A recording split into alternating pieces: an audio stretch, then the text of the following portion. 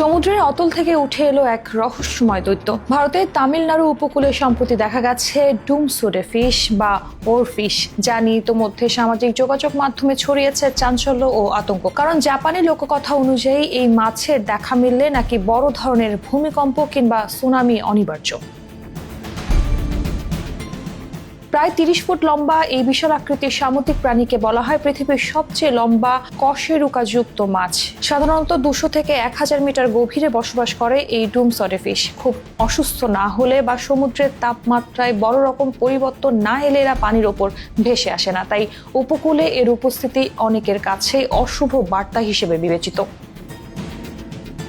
2021 সালে জাপানে ঘটে যাওয়া ভয়াবহ সুনামির আগে উপকূলে একাধিক ডুমসডে ফিশ দেখা গিয়েছিল। তখন থেকেই এই মাছকে প্রলয়ের পূর্বাভাস দাতা বলেই মনে করেন অনেকে। ফলে এবার ভারতের উপকূলে ডুমসডে ফিশের আবির্ভাব নতুন করে উঠেছে প্রাকৃতিক বিপর্যয়ের আশঙ্কা।